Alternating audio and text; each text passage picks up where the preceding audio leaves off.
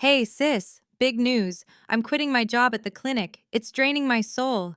You'll take care of us while I figure things out, right? Derek's job doesn't cover everything, and the kids need stability. Maybe 6 months?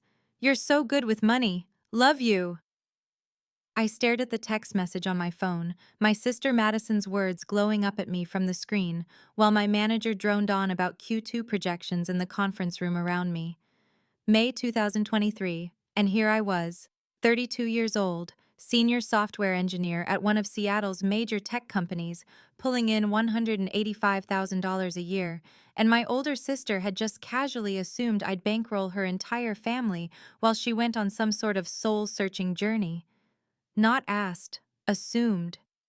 The difference hit me like a physical blow, and I felt my hands start to shake as I held the phone under the table, trying to keep my face neutral while Sarah from product management talked about user engagement metrics. 6 months. She wanted me to support her husband Derek, and their two kids, ages 4 and 6, for 6 months while she figured things out. I did the math automatically, the way I'd been doing math about my family's finances for years now. Madison's family would need at least what? $4,000 a month? Maybe more with two young kids. And knowing my sister, 6 months would turn into 9, then 12, then indefinitely because she'd find some new reason why she couldn't go back to work, why she needed more time, why I should understand. The pattern was so familiar, it made my chest ache. For 3 years, I'd been paying my parents' mortgage, $2,400 every single month, ever since they'd faced foreclosure and called me in a panic. That was $86,400 right there. I'd paid $18,000 for Madison's wedding 2 years ago when the budget mysteriously got tight a month before the ceremony, covered the deposit on the venue they absolutely had to have, the one with the mountain views and the elegant garden. I'd paid $7,000 toward my nephew's medical bills last year when he'd needed tubes in his ears and their insurance didn't cover everything. There were countless smaller things too. Dinners I'd picked up the check for, birthday gifts that cost 10 times what anyone ever spent on me, emergencies that somehow always became my responsibility to solve. I'd been the responsible one my entire life, the one who made good decisions, got scholarships, built a stable career, while Madison had been the golden child, the artistic free spirit, the one my parents cooed over at every family gathering. She'd always been their favorite, and I'd learned early that my role was to support, to fade into the background, to make myself useful with my wallet, since I apparently couldn't make myself interesting enough to warrant their attention any other way. And now this text, so casual, so certain of my compliance, like I was just a resource to be tapped whenever needed. "You're so good with money." The words made me want to laugh or scream or both. I was good with money because I'd had to be, because no one had ever offered to bail me out, because I'd worked 2 jobs through college while Madison got her tuition paid and spent a semester in France. My phone buzzed again in my hand, and I knew without looking it would be another message from Madison, probably adding some detail about what she needed, maybe throwing in something about how the kids missed their aunt, leveraging my love for my niece and nephew like she always did. I felt something shift inside me then, sitting in that conference room with the Seattle skyline visible through the floor-to-ceiling windows, a view I'd earned through years of grinding and proving myself and fighting for every promotion. This was May 2023, and I could feel it, the way you can sometimes feel that you're standing at the edge of something, that whatever choice you make next is going to change everything. I excused myself from the meeting, mumbling something about an emergency, and walked quickly to the bathroom, my heart pounding so hard I could hear it in my ears. Standing in that bathroom with my hands gripping the cold porcelain sink, staring at my own face in the mirror, I felt the memories rising up like water behind a cracking dam. All those years of being second best, of being the practical one, the one who didn't need attention or praise or celebration, because I was just doing what was expected. I remembered being 7 years old and watching my parents drive Madison to her Saturday art classes at the community center, expensive classes that cost $150 a month, while I stayed home because there wasn't money for both of us to have extracurriculars, and besides, I was so good at entertaining myself with library books and the neighbor's old computer. I remembered being 12 and begging for piano lessons like three of my friends had, and my mother saying maybe next year we'll see. But next year, Madison needed new dance shoes and costumes for her recital, and the year after that, she wanted to try pottery, and there was never money left over for what I wanted. By the time I was 14, I'd stopped asking for anything, had learned to make myself small and undemanding, had figured out that my role in the family was to be easy, to not cause problems, to take care of myself. When I got my acceptance letter to the University of Washington with a full scholarship, I'd been so proud, had run downstairs waving the letter, thinking finally they'd see me. But my father had barely looked up from his newspaper and said, "That's great, honey," in the same tone he used when I told him I'd finished my homework, and my mother had said, "We always knew you were smart," and then immediately pivoted to talking about Madison's upcoming art show at her high school. I remembered my high school graduation, June 2009, sitting in that hot auditorium in my blue polyester gown, scanning the crowd for my parents' faces during the ceremony, and they'd been there for the first hour, had seen me walk across the stage to accept my diploma, but when I found them afterward, flushed and happy with my diploma in hand, they were already heading toward the parking lot because Madison had a gallery showing of her senior art project that evening, and they needed to get there early to help her set up. They'd hugged me quickly, told me they were proud, and left me standing there with my best friend's family, who took pity on me and brought me along to their celebration dinner. And I'd sat at that table at the Cheesecake Factory, with people who weren't even my family, eating pasta and pretending I was fine. Pretending it didn't gut me that my own parents couldn't stay for 2 hours to celebrate what I'd worked so hard for. Madison had gotten into Western Washington University, no scholarship, and my parents had paid her full tuition, all 4 years, plus her sorority fees, plus a semester abroad in Paris that cost $8,000. And when I'd asked once, carefully, why they could afford that, but hadn't been able to help me at all, my mother had said Madison needed more support because she wasn't as naturally capable as I was, as if my capability had just sprung fully formed from nowhere, instead of being built from necessity and years of knowing no one was going to catch me if I fell. I graduated college in 2013 with my computer science degree and zero debt, having worked as a barista for 3 years and spent every summer doing paid internships. And I landed my first job as a junior developer at a small startup in Seattle, making $62,000 a year, which felt like a fortune after years of scraping by. And I remember calling my parents to tell them, excited and proud, and my mother said, "That's wonderful, honey," in that distracted way she had, and then spent 20 minutes telling me about how Madison was struggling to find her path, how she'd quit another job because the manager didn't appreciate her creative input, how worried they were about her. Madison had gone through 5 jobs in the 3 years since college, each one lasting 6 months or less, always leaving because it wasn't fulfilling, or the people were difficult, or she deserved better, and she'd moved back in with our parents twice, paying minimal rent when she paid anything at all. While I'd been in my tiny studio apartment with the broken heater, building my career step by careful step, I made senior developer by 2017, my salary climbing to $105,000, then switched companies in 2019 for $145,000, and by 2021, I was a senior software engineer making $185,000. And each promotion, each achievement was met with polite acknowledgement from my parents, and nothing from Madison, who by then had married Derek, a decent enough guy who worked in sales and made about $55,000, and they'd had their first baby, and suddenly every family gathering was about Madison's journey into motherhood, her struggles, her needs. Then came March 2020, right as the pandemic hit, and my father called me with panic in his voice saying they were 3 months behind on their mortgage, that his hours had been cut, that my mother's part-time job at the library had been eliminated, that they were facing foreclosure on the house they'd lived in for 30 years. And could I help just temporarily, just until they got back on their feet? I said yes immediately, because that's what you do for family. That's what I'd been taught, even if it had never been practiced toward me. And I started sending $20,400 every month.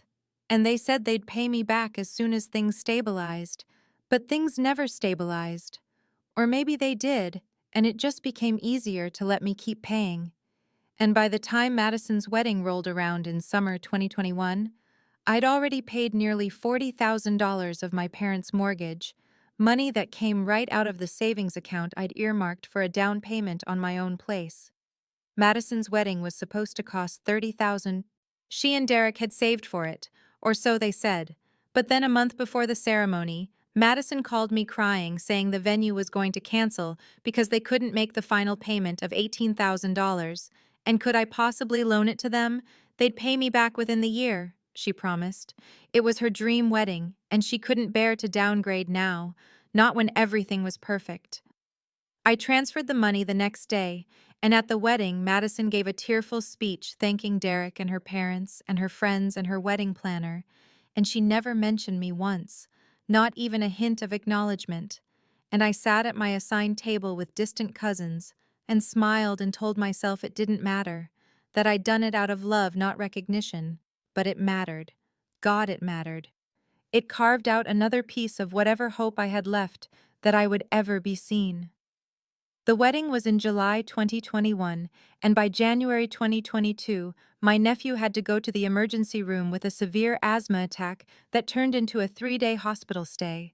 And Madison called me sobbing, saying their insurance had a high deductible, and they were looking at $7,000 out of pocket. And Derek had just started a new sales job, so money was tight. And could I please help? And I said yes again, transferred the money that same day.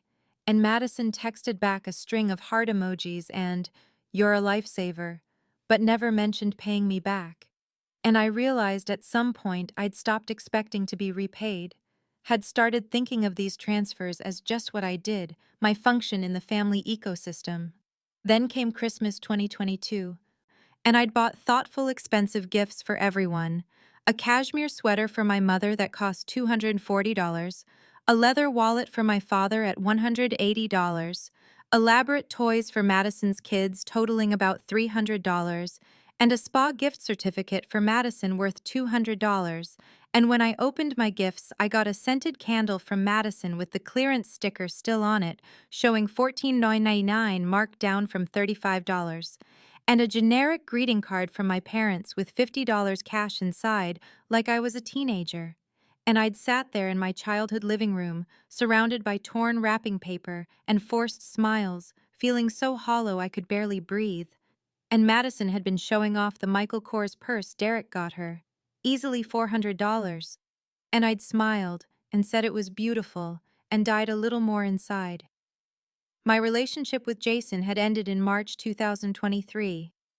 After 18 months together, and he'd said he felt like he was dating someone who wasn't fully there, like I was always worried about something else, always stressed about money even though I made good money, and he was right because I was constantly calculating in my head whether I could afford my own bills, plus the $20,400 mortgage payment, plus whatever emergency might come up next, and I was always tired, always stretched thin, and I had nothing left to give him emotionally because I was too busy being everyone's solution. So when Madison's text came through on that Tuesday afternoon in May 2023, during a meeting about our Q3 product roadmap, when my phone buzzed on the table and I glanced down and saw, "Hey sis, big news.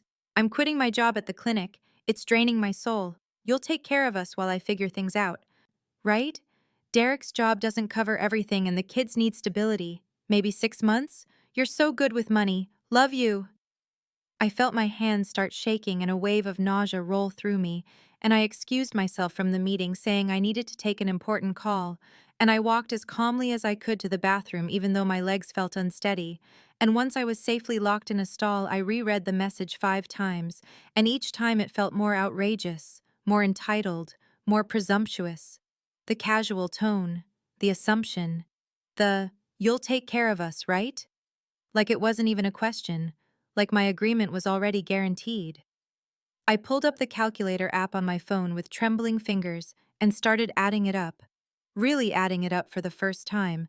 $20,400 times 36 months was $86,400, plus the $18,000 wedding payment, plus the $7,000 medical bill, plus the countless dinners I'd paid for, and birthday gifts and Christmas presents, and that time I'd covered their car repair for $12,200, and the time I'd sent $500 for new school clothes for the kids, and it was over $115,000, conservatively over $115,000 that I'd given to my family in just 3 years. And I thought about my studio apartment that cost $1,850 a month, my 10-year-old Honda Civic with 140,000 miles on it, while Madison drove a 2021 Toyota Highlander, my IKEA furniture, and my student loan-free degree that I'd earned through grinding work and scholarships while Madison had been handed everything.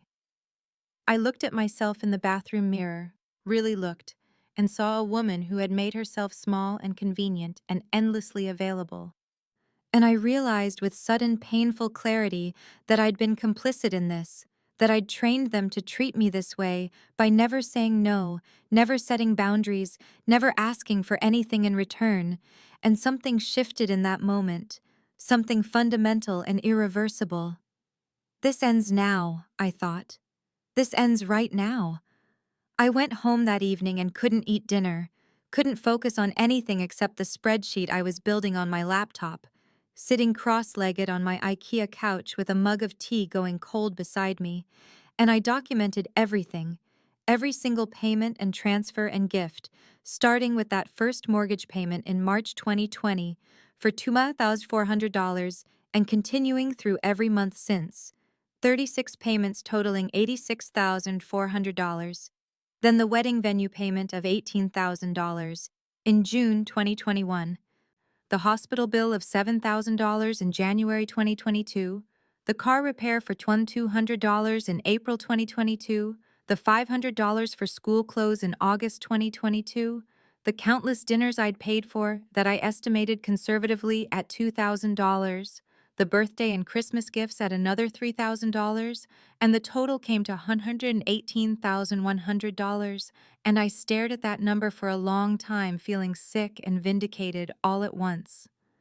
Then I opened a new tab and started researching what it would actually cost to support Madison's family for 6 months like she'd asked, and I calculated their mortgage or rent at roughly $2,200 for a 3-bedroom house, groceries for 4 people at $800 per month, utilities at $300, car payment and insurance at $450, kids' expenses like daycare or activities at $600, health insurance since she'd be quitting her job at $800, and miscellaneous expenses at $350, and the total came to $4,500 per month, which meant $27,000 for 6 months, and I knew with absolute certainty that 6 months would become a year, would become indefinite, because that's how it had worked with my parents' mortgage that was supposed to be temporary, but had stretched into 3 years with no end in sight. I pulled up my savings account and looked at the balance of $94,847. Money I'd been saving for years for a down payment on a condo, my own place with a bedroom that wasn't also my living room, and I realized that if I kept giving, I would never have that, would never have anything that was mine, would spend my entire life funding everyone else's dreams while my own withered. I called Jenna at 8:30, and she answered on the second ring saying, "Please tell me you didn't say yes to her." And I started crying, really crying, and told her everything, the full amount I'd given, Madison's request, the years of being invisible, and Jenna listened and then said something that cracked me open. "Emma, they've been using you as a bank for years, and you know what the worst part is? Banks get paid back with interest. You've gotten nothing." We talked for over an hour, and at some point Jenna asked me a question no one had ever asked. "What do you want? Not what does your family need, not what's the right thing to do. What do you actually want for your life?" And I sat there in my small apartment with my hand pressed against my mouth, realizing I didn't even know how to answer, because I'd spent so long being what everyone else needed that I'd erased my own wants entirely. And then slowly, hesitantly, I said, I want my own place, a real home, and I want to travel, maybe Italy or Greece, and I want to date someone without feeling guilty for spending money on myself, and I want to stop being invisible. I want to matter. And saying it out loud felt revolutionary and terrifying. Jenna said I needed to set boundaries, hard ones, and I agreed. And then I told her about my parents' 40th anniversary party coming up in 4 weeks, and how I knew there would be a confrontation. And Jenna said, Good, let there be one. Let them see what they've done. And when I finally hung up, I felt wrung out, but also lighter than I'd felt in years. Like I'd been carrying a weight so long I'd forgotten it was there until I finally set it down. I woke up the next morning with a clarity I hadn't felt in years. And before I could second guess myself, I opened my phone and typed out a response to Madison's text, keeping it short and clean. I won't be able to support you financially. I have my own expenses and goals. I'm sure you and Derek will figure something out. I read it 3 times, my thumb hovering over the send button, and then I pressed it and watched the message turn from delivered to read within seconds, and my heart started pounding so hard I could hear it in my ears. The response came in less than 2 minutes. What? Are you serious right now? Followed immediately by another bubble appearing.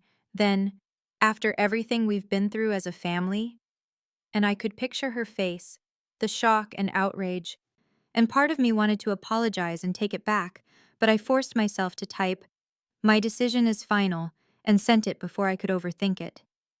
Then came, Mom and Dad are going to be so disappointed in you, and I didn't respond, just set my phone face down on my kitchen counter and made myself a cup of coffee with shaking hands, and when my phone started ringing with Madison's name on the screen, I declined the call and felt like I might throw up from the adrenaline. She left a voicemail. I could see it appear, but I couldn't bring myself to listen to it yet. And then the text started coming faster. You're really going to do this to me? And I can't believe how selfish you're being. And I thought I could count on you. And each one felt like a punch, but also like proof that I'd made the right choice, because nowhere in any of these messages was there any acknowledgement of what I'd already given, what I'd already sacrificed. My mother texted within an hour, which meant Madison had called her immediately. Madison told me you refused to help her. This isn't like you, sweetie. Family comes first. I stared at that message for a long time, at the casual guilt trip, the assumption that helping meant giving money, that family came first, but only when it was me doing the giving, and I typed back, I've been putting family first for years. I need to prioritize myself now. Her response came quickly. We'll discuss this at the party. I'm sure you'll reconsider when you've had time to think about it. Like I was a child having a tantrum instead of an adult setting a boundary. I finally listened to Madison's voicemail during my lunch break at work, sitting in my car in the parking garage, and her voice was thick with tears. I can't believe you're doing this to me, Emma. After everything. I'm your sister. How can you be so selfish? The kids are going to suffer because of you. I hope you can live with that. I deleted the voicemail and sat there feeling guilt war with relief, feeling like I'd done something terrible and also like I'd finally done something right, and I could barely concentrate on work that afternoon because my phone kept buzzing with messages I didn't want to read, and I realized this was only the beginning, that the real confrontation was still coming at the anniversary party in 4 weeks, and I felt terrified and determined all at once. Over the next 2 weeks, the pressure intensified in ways I hadn't anticipated, starting with my father calling me 3 days after I'd refused Madison, his voice tight and controlled in that way he had when he was disappointed, but trying not to show it, saying, Your mother is very upset, Emma. Madison needs us right now. This is what family does. I tried to explain, my voice shaking slightly, that I'd given over $118,000 in the past 3 years, that I had my own life to build, my own future to plan for, and there was a long pause before he said something that made my stomach drop. No one asked you to do that. You chose to help. You can't hold it over our heads now. I sat there in my apartment feeling like I'd been slapped because they'd reframed everything, turned my generosity into my choice, my burden, absolving themselves completely of any gratitude or acknowledgement. And I realized they genuinely believed this, that in their minds, I'd volunteered for all of it, and therefore had no right to stop. Then Madison's husband Derek texted me, which he'd never done before, and his message was short and cruel. Really classy, Emma. My kids are asking why Aunt Emma doesn't love them anymore. Hope you're proud of yourself. The use of my niece and nephew as manipulation tools enraged me in a way Madison's tears hadn't, because those children had nothing to do with this, and dragging them into it was deliberately designed to make me feel like a monster. And I didn't respond, but I wanted to throw my phone across the room. The family group chat, which I usually ignored anyway, became toxic over those 2 weeks, with Madison posting vague messages about hard times and discovering who really cares, and some people choose money over family. And while she never mentioned my name, everyone knew exactly who she meant, and I watched relatives react with heart emojis and supportive comments while I sat there invisible as always. And finally, I muted the entire chat because I couldn't watch it anymore. Jenna called me every few days to check in, telling me to stand firm, reminding me that what they were doing was manipulation. And during one particularly low moment, when I almost texted Madison to apologize and offer some money just to make the guilt stop, Jenna talked me down and made me promise not to break. At work, my coworker Sarah noticed I seemed stressed and distracted, and during lunch one day, I found myself confiding an abbreviated version of the situation, and Sarah got very quiet and then said, "Emma, that's financial abuse. That's what that is." And I'd never thought of it in those terms before, but hearing it named as abuse made something click into place. Made me realize this wasn't just family dynamics or me being sensitive. This was a pattern of exploitation that had been normalized for so long, I couldn't see it clearly. I made an appointment with a therapist for the following week, my first time ever seeking professional help, and during that 50-minute session, I laid out the entire history while the therapist listened and took notes. And when I finished, she said, "You've been conditioned to believe your worth is tied to your usefulness, specifically your financial usefulness. And when you tried to establish a boundary, you were punished for it." And I cried right there in her office because someone finally saw it, finally named it, finally validated that I wasn't crazy or selfish for wanting to stop. June arrived faster than I expected, and suddenly the anniversary party was this weekend, Saturday evening at Daniel's Bistro in Bellevue, an upscale restaurant my parents had chosen months ago, and I knew there would be around 50 guests, including extended family and their oldest friends, people who had known me since childhood, and I had been dreading this event for weeks, but I decided I would attend and I would hold my ground, no matter what happened. Madison had continued her public campaign on social media, posting carefully worded messages about her journey of self-discovery and learning who your real supporters are, and the pain of being let down by people you thought would always be there. And each post collected dozens of sympathetic comments from friends who had no idea what she was actually talking about, and I had stopped looking at her accounts because it only made my anxiety worse. My mother called me on Tuesday evening, 5 days before the party, and her voice had that tight quality that meant she was trying to stay calm, saying, "Emma, I need you to promise me you won't cause a scene at the party. Madison is going through such a fragile time right now, and your father and I don't want any drama on our special day." I felt my jaw clench, but I kept my voice level and said, "I don't plan to cause a scene, Mom. I plan to come and celebrate your 40th anniversary." And there was a pause before she said, "And have you reconsidered helping your sister? It would mean so much to her, to all of us, if you'd just think about what family means." I closed my eyes and said, "No." My answer is still no. And I heard her sigh heavily, that disappointed exhale I'd heard my entire life, and she said, "We'll see," in a tone that suggested she thought I'd change my mind. and then she made an excuse about needing to check on something and hung up shortly after.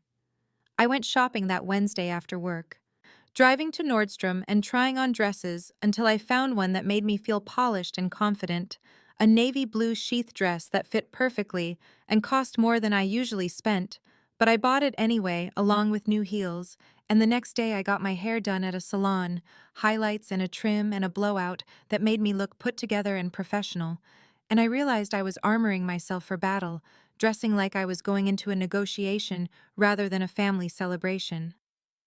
Jenna offered to come with me as moral support, saying she'd pretend to be a family friend if that's what it took.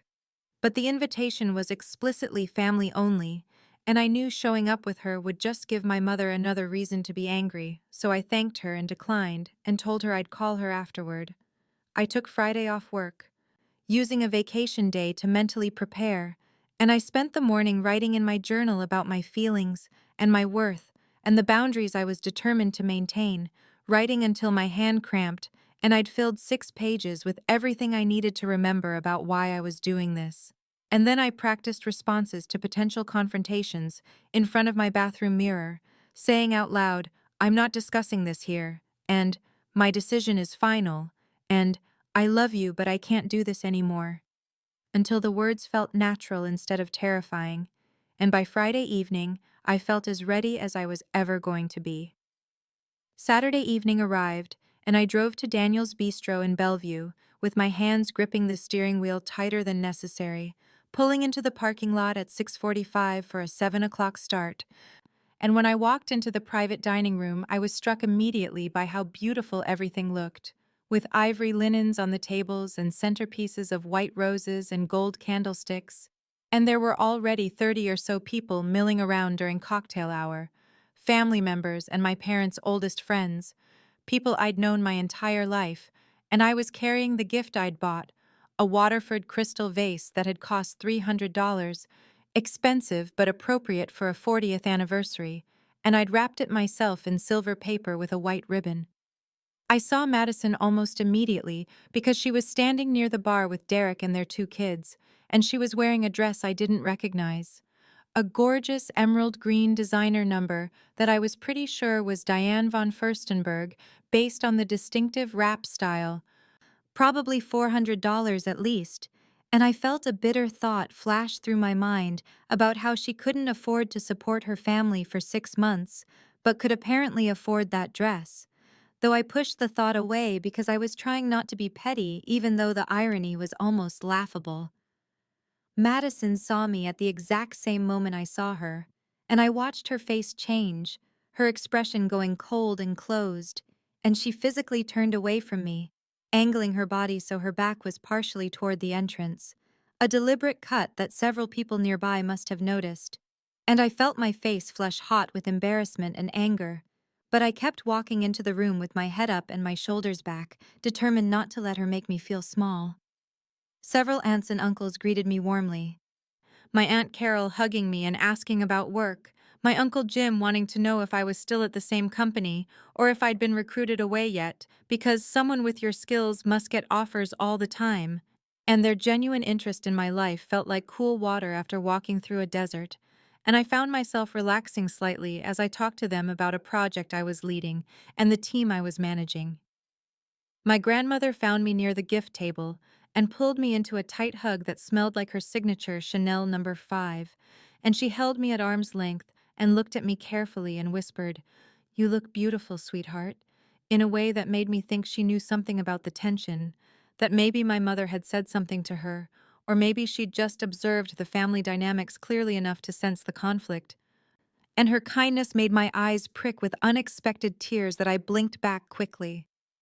My parents were near the entrance greeting guests as they arrived, my father in a dark suit and my mother in a champagne-colored gown.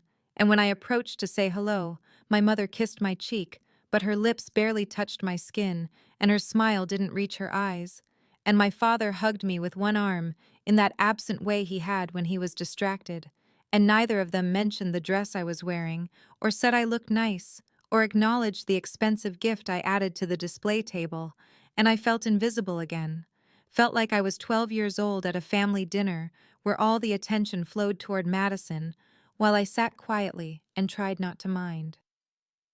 During cocktail hour, I mingled and sipped white wine and tried to ignore the feeling of eyes on me, and at one point, I was standing near the appetizer table when I overheard Madison talking loudly to our cousin Beth, her voice carrying in that way that suggested she wanted to be overheard, saying, "Some people only care about money, not family bonds, you know? Like relationships can be measured in dollars instead of love." And I knew without question she was talking about me, performing her grievance for an audience, and my jaw tightened and my hand clenched around my wine glass. But I didn't turn around, didn't engage, just moved away to talk to my Uncle Jim's wife about her recent trip to Vancouver. When dinner was announced and everyone moved to their assigned tables, I found my place card and realized with a sinking feeling that I wasn't seated at the main family table where my parents sat with Madison and Derek and my grandmother, but instead at a table with some of my parents' friends from their golf club and a few distant cousins. And the physical separation felt like a metaphor for my place in this family, literally pushed to the margins, and I sat down and smiled at the strangers around me, and felt profoundly, achingly alone. Dinner was served promptly at 7:30, a choice of filet mignon or salmon, with roasted vegetables and garlic mashed potatoes, and I barely tasted the food on my plate, because my stomach was twisted in knots and my anxiety was climbing with each passing minute. And after the main course was cleared away, my father stood up and tapped his wine glass with a fork, and the room fell silent as he began his speech, talking about 40 years of marriage and partnership, and how the secret to a lasting relationship was supporting each other through thick and thin, being there when times were hard. And I felt the irony of his words like a knife twisting in my chest, because I had been supporting them through their hardest time, and it had been taken as simply my role, my function, barely worth acknowledging. My mother spoke next, and her speech was warm and funny as she thanked various people for their support over the years, mentioning friends who had been there since the beginning and family members who had enriched their lives. And then she said, "I want to thank my daughters, Madison for always being there emotionally, for her beautiful spirit and the joy she brings to our lives, and Emma for her contributions over the years." And the word contributions was so vague and so brief compared to the flowery praise Madison had received just seconds before, and I felt my face burning hot with humiliation and hurt, felt like I'd been reduced to a footnote in my own family's story, and several people at my table glanced at me with expressions I couldn't quite read. Then Madison stood up and asked if she could say a few words, and my mother smiled and nodded and handed her the microphone. And Madison's face was already emotional as she began speaking, saying, "I just want to thank Mom and Dad for teaching us what family really means, for showing us that love is more important than anything else." And her voice broke slightly on the word love, and I watched her pause for effect before continuing. "Real family shows up when times are hard, when you need them most." And her eyes found mine across the room and locked on, and I knew with absolute certainty what was coming, knew she was about to weaponize her pain in front of 50 people who had no idea what was really happening. "I'm going through the hardest time of my life right now," Madison continued, and tears were streaming down her face now, and I could see Derek rubbing her back supportively. "And I've learned who really cares about me and who doesn't." And guests were shifting uncomfortably in their seats, some looking confused about why this was part of an anniversary celebration, others beginning to understand there was family drama unfolding, and my Aunt Carol was frowning, and my Uncle Jim was leaning forward with concern. "Some people think money is more important than family," Madison said, and her voice was thick with tears, but also had an edge of accusation. "Some people would rather hold on to their bank account than help their own sister when she needs support." And my heart was pounding so hard I could hear it in my ears, and my hands were shaking, and I felt like I couldn't breathe. And this was it. The public shaming I had known was coming, but had hoped she wouldn't actually do. The moment where I was going to be painted as the villain in front of everyone who mattered. I stood up and my legs felt unsteady beneath me, but my voice when I spoke was clear and carried across the room, and I said, "Madison, can I respond to that?" and the entire room went silent, all 50 people turning to look at me with expressions ranging from shock to confusion to what looked like concern, and my mother immediately said, "Emma, this isn't the time." But I cut her off with a firmness I didn't know I possessed, saying, "No, I think it is the time, since this has apparently been made public." And I walked to the front of the room where Madison stood with the microphone still in her hand, and I didn't take it from her, just stood there a few feet away so everyone could see both of us clearly, and Madison's expression was triumphant, like she thought I was about to cave under the pressure and apologize and promise to give her the money she wanted.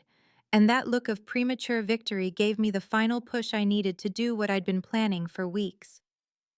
My voice was steady when I began speaking, and I said, "You're right, Madison. Families should show up for each other." And I pulled out my phone and opened the spreadsheet I'd created, the one documenting every dollar I'd given, and I said, "For the past 3 years, I've paid Mom and Dad's mortgage, $2,400 every month, which comes to $86,400. And there were audible gasps from around the room, and I saw my parents' faces turn red, and my father's hand gripped his wineglass so tightly I thought it might shatter, and I continued before anyone could interrupt, saying, "I paid $18,000 for your wedding when your budget got tight." And I watched Madison's face go pale, all the color draining from her cheeks as she realized what I was doing. And I said, "I paid $7,000 for my nephew's medical bills when he had to go to the emergency room for his asthma, and I've covered countless dinners and gifts and emergencies over the years." And my voice was getting stronger now, fueled by years of silence and swallowed hurt. And I said, "In total, I've given this family over $112,000 in 3 years."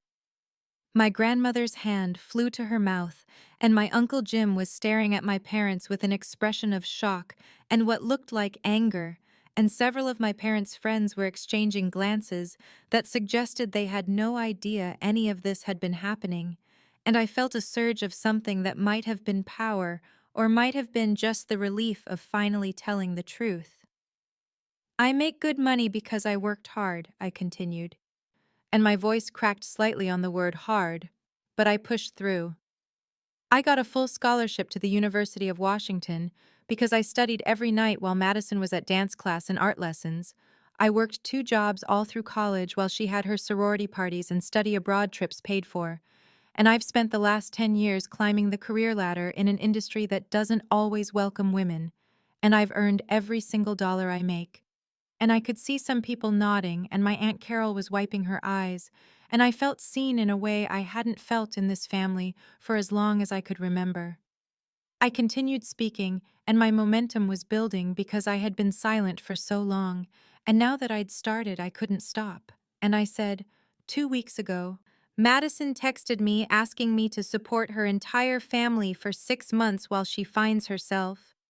And I held up my phone and walked closer to some of the guests at the nearest table, showing them the actual text message, and I watched their eyes widen as they read Madison's casual assumption that I would just hand over thousands of dollars.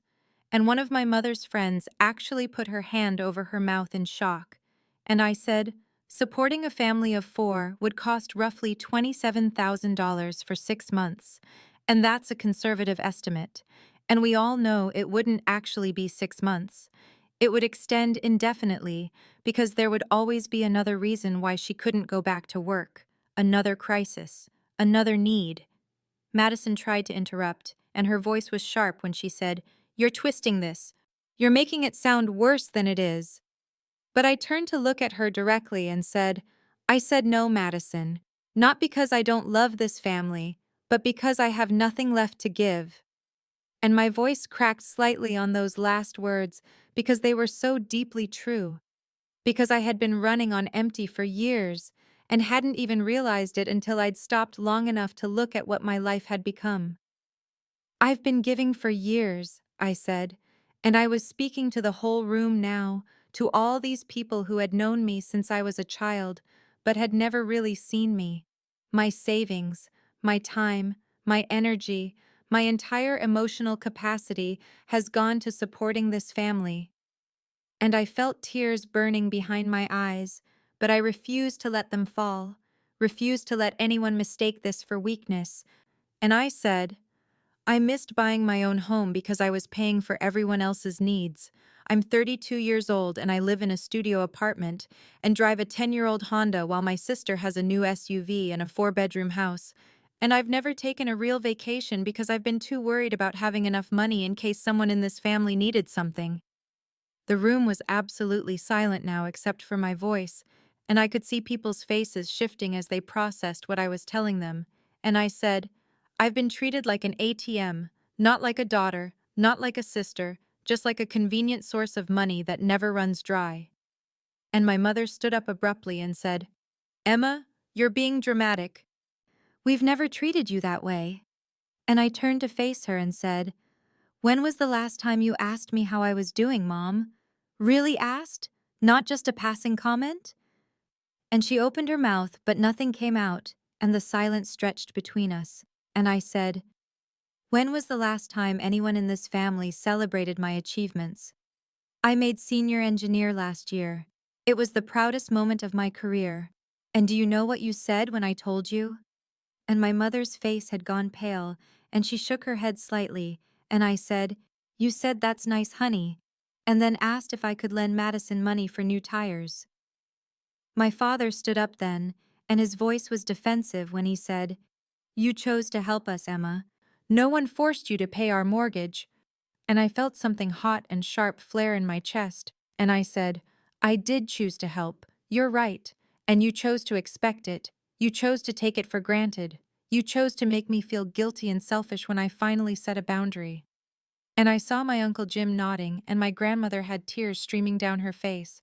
And I knew that at least some people in this room understood what I was saying, understood that this wasn't about the money at all, but about being valued, about being seen, about mattering to the people who were supposed to love you most. I addressed the entire room, and my voice was steady and clear when I said, I'm not the villain for having boundaries. And I let that statement hang in the air for a moment before continuing.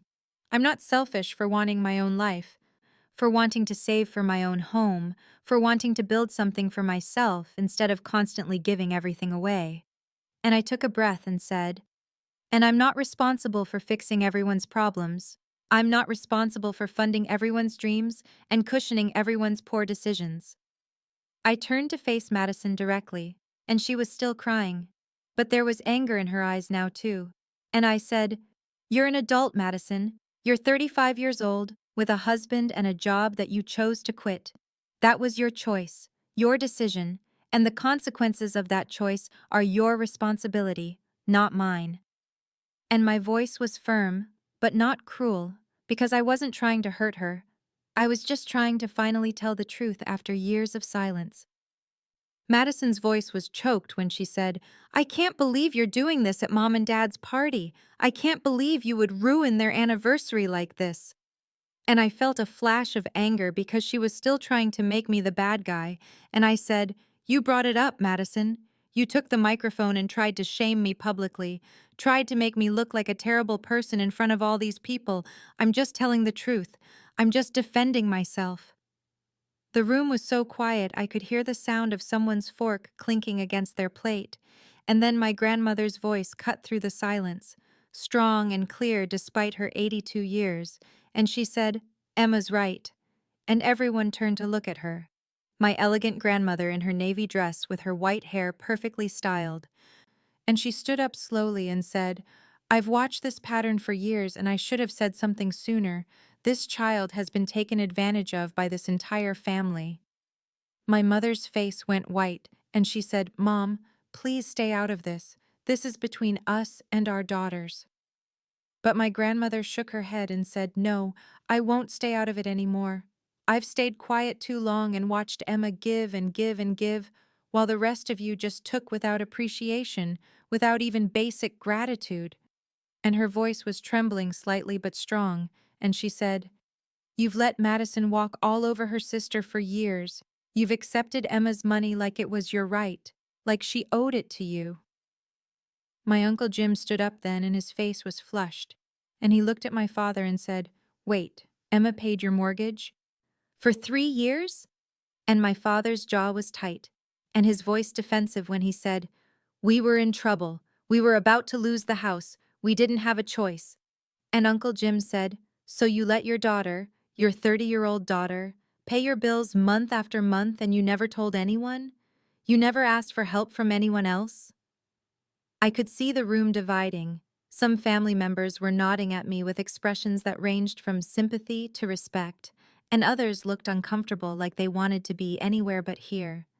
And my mother's best friend was staring at my parents with what looked like disappointment, and I realized that this moment was about more than just me standing up for myself.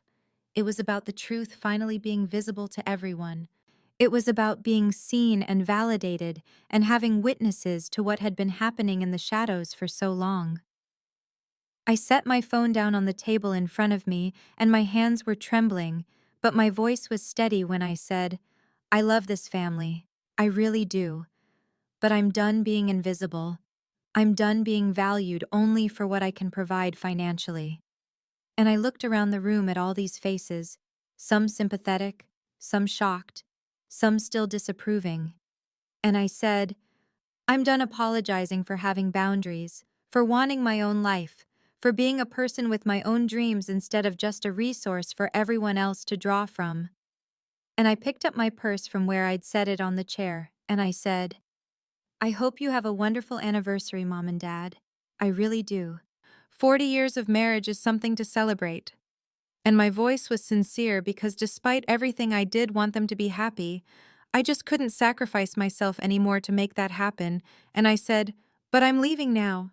And I started to walk toward the exit, and the room was so quiet, I could hear my heels clicking on the hardwood floor. My grandmother's voice rang out clear and strong when she said, "I'll come with you, Emma."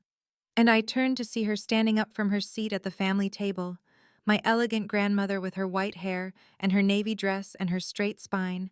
And my mother said, "Mom, please, don't make this worse." But my grandmother was already walking toward me with her purse in her hand, and she said, "The only thing that would make this worse is letting that girl leave here thinking she's alone." And she linked her arm through mine, and we walked out together. And I was shaking, but I was upright, and I could feel the weight of everyone's stares on my back, but I didn't turn around. In the parking lot under the orange glow of the streetlights, my grandmother pulled me into a hug, and she smelled like Chanel No. 5, the way she always had, and she said, "I'm so proud of you, sweetheart. You were magnificent in there." And I started crying then, really crying, all the tension and fear and adrenaline pouring out of me, and she held me and stroked my hair and said, "I should have spoken up sooner myself. I should have said something years ago when I saw what was happening." I pulled back and looked at her and said, "You knew?" And she nodded, and her eyes were sad when she said, "Your mother mentioned the mortgage payments once, so casually, like it was nothing, like it was just a small favor you were doing, and it made me sick, but I thought you were okay with it. I thought maybe you wanted to help." And I said, "I didn't know I could not be okay with it. I didn't know I was allowed to say no." And my voice broke on those words, because they were so true, because I had spent so many years believing that my worth was tied to my usefulness, that love had to be earned through sacrifice. We stood there talking in the parking lot for almost 20 minutes, and my grandmother told me about her own mother, about dynamics that sounded painfully familiar, about years of trying to earn love through service and sacrifice, and she said, "Don't wait as long as I did to live for yourself, sweetheart. Don't wake up at 82 wondering what you could have done with all those years." And her eyes were bright with tears when she squeezed my hands and said, "You deserve everything good, Emma. You always have." And we exchanged phone numbers with promises to meet for lunch next week. And when I finally drove home, I was crying, but I also felt lighter than I had in years, like I'd set down a weight I'd been carrying so long I'd forgotten it was there. 3 texts arrived within the first hour after I got home, and I was sitting on my couch still in my dress when my phone kept buzzing, and the first was from my mother, and it said, "You embarrassed this entire family tonight. I don't know what to say to you." And the second was from my father, and it said, "We need to talk about this when everyone's calmed down. Things were said in the heat of the moment. And the third was from Madison, and it was just one word: unbelievable. And I stared at all three messages and felt the old familiar pull to apologize, to smooth things over, to make myself small again, but I didn't respond to any of them. I just set my phone face down on the coffee table and went to take a shower. The next morning, I woke up to an unexpected text from my cousin Rachel, who had been at the party, and it said, "I always knew you were the strong one. Good for you for finally standing up for yourself." And then my Uncle Jim texted, "You did the right thing, Emma. Let me know if you need anything." And then my Aunt Carol called, and when I answered, she said, "I owe you an apology. I've been watching this happen for years, and I never said anything. I never realized how bad it was." And I talked to her for almost an hour, and she told me she'd had a similar dynamic with her own sister. And by the end of that first week, I realized that I had support. I had people who saw me and valued me. They just weren't the people I'd been desperately seeking validation from all these years. 2 weeks later, I was scrolling through real estate listings during my lunch break at work, and I found it. A perfect one-bedroom condo in Capitol Hill with hardwood floors and a balcony that overlooked the city, listed at $425,000. And I called the realtor that same day and went to see it that evening, and standing in the empty living room with sunlight streaming through the windows, I thought, this is mine, this is for me, and I put in an offer the next morning. The offer was accepted within 48 hours, and we set a closing date for 30 days out. And I was sitting at my desk when I got the email confirmation, and I just started crying, right there in my cubicle. Happy tears this time, overwhelmed tears, tears of relief and possibility, and finally putting myself first. I booked a trip to Italy that same week, 2 weeks in September, solo. Something I'd dreamed about for years but never done, because there was always someone else who needed the money more. Always some emergency or obligation. But now I bought the plane ticket and reserved a little apartment in Rome and another in Florence, and I felt giddy and terrified and absolutely determined to follow through. My mother called eventually, about 3 weeks after the party, and the conversation was awkward and painful, and she said, "We never meant to make you feel that way, Emma. We never meant to take advantage."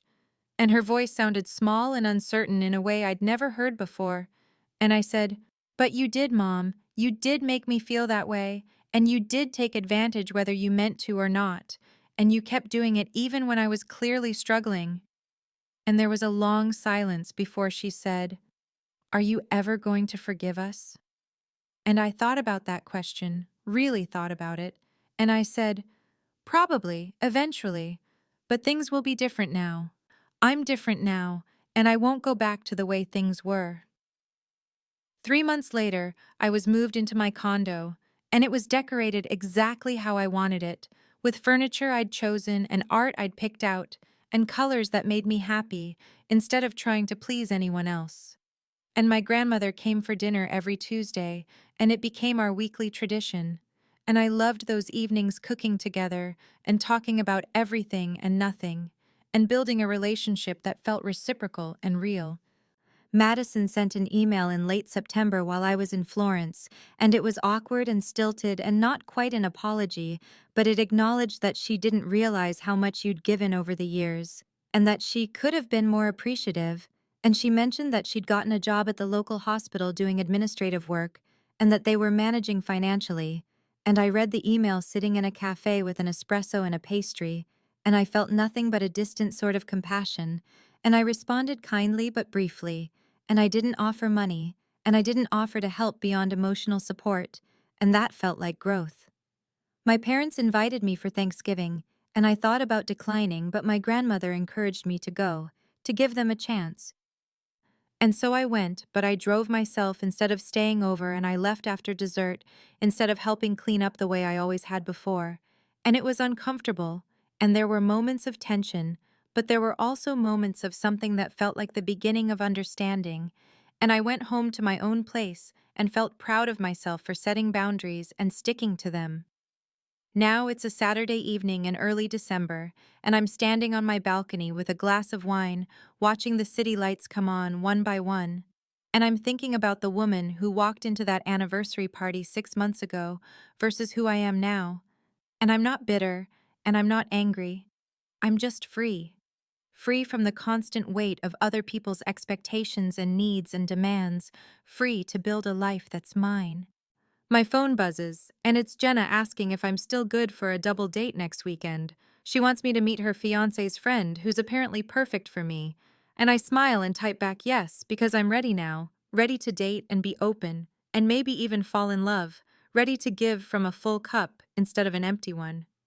I think about everything that's happened, and I realize I spent years trying to earn my family's love through money, trying to prove my worth through sacrifice, trying to be valuable by making myself useful. And it turns out the only person I needed to prove my worth to was myself. The only validation that really mattered was my own. And once I finally understood that, everything else started to fall into place. I'm dating now, I'm traveling, I'm living fully and deliberately and on my own terms. And some of my family relationships are healing slowly, while others remain distant. And I'm finally, truly, completely okay with that, because I understand now that I can't control how other people value me, but I can control how I value myself. And I choose to value myself enough to never again sacrifice my own dreams and needs and future for people who see me as an ATM instead of a person. I stand on my balcony and look out at my city, and I think about all the possibilities ahead of me, and I feel something I haven't felt in years, maybe ever, and it takes me a moment to recognize it. But when I do, I almost laugh because it's so simple and so profound, and what I feel is hope, pure, uncomplicated hope for whatever comes next. I don't regret standing up for myself that night at the anniversary party. I don't regret finally telling the truth and setting boundaries and walking away from a dynamic that was destroying me. The only thing I regret is waiting so long to realize I deserved to, waiting so long to understand that wanting my own life wasn't selfish, that having boundaries wasn't cruel, that putting myself first wasn't betrayal, but survival. And now that I know that truth, I'm never going back. I'm never again going to let anyone make me feel like my worth is measured in dollars or my love is proven through sacrifice, because I am enough exactly as I am, and I always have been, and the people who truly love me will understand that, and the ones who don't will have to learn to live without me.